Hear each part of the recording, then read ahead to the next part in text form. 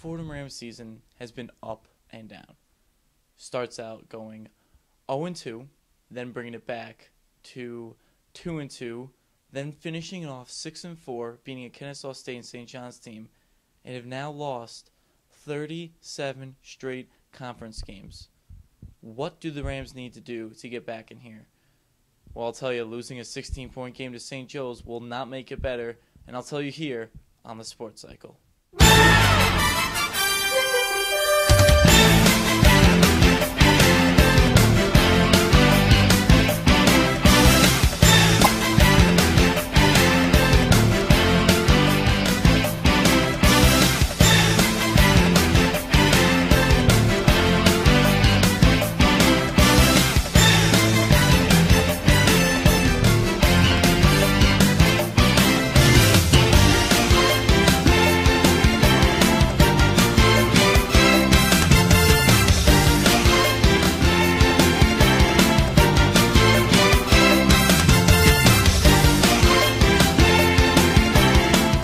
Tuning into the Sports Cycle, I'm Donnie Dwyer.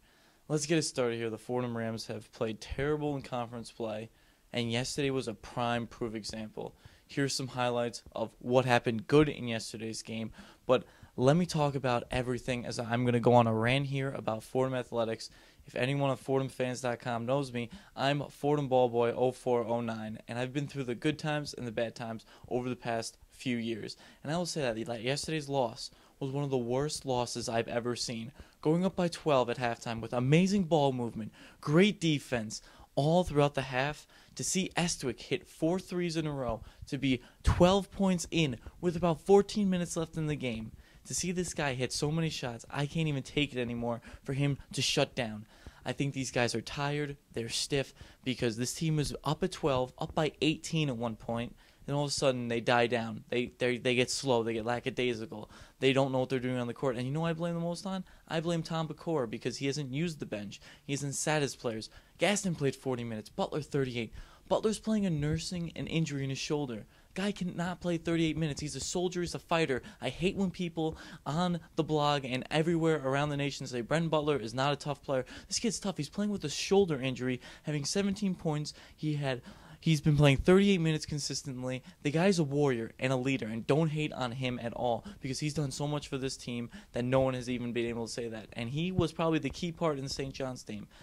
Now you have Curvin Bristol, a guy who didn't know what he was doing in non-conference play. The guy's been playing phenomenal as of late. The guy's had 4 straight games with 10 rebounds.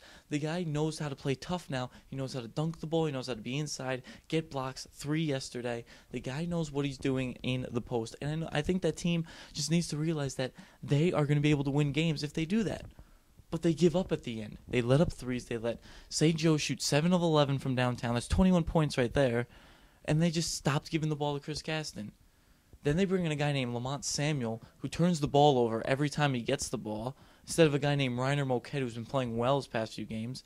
It's so confusing of what's been going on as of late because this team has had its ups and downs. Up 3 it's at Rhode Island. How are they going to finish games? How are the people like Alberto Estwick, how are guys going to step up? You know, Tom Pecora, I blame the guy for his substitutions, but I don't blame the guys blame him because he doesn't play on the floor. He keeps saying in postgame, guys need to step up, guys need to play roles. Well, when they need the roles, they're not gonna be able to step it up because of they're being so tired. They played so many games up to this point. 6-16, that's 22 games. They've played so many games up to this point, and they need a break, and I think that if Pecora does the right substitutions, they'll be better, more successful down the stretch. They still have a chance to win 1 or 2 conference games, and I think that they might be able to pull it out if they have the will to win. If in their heads they say, we're Fordham, we have lost every game 37 straight, you know what, we're going to put our heads up high and we're going to win this game. And I think fans and everyone needs to understand that this team is rebuilding, but they need to get behind them so they can be able to win this game. I think that's what St. John's game did for them. I think that's what happened when they were close against St. Bonaventure, against Temple at the Izod Center. They need to be able to have people behind them to say, yes, they can win. And I don't think fans have been able to do that as of late.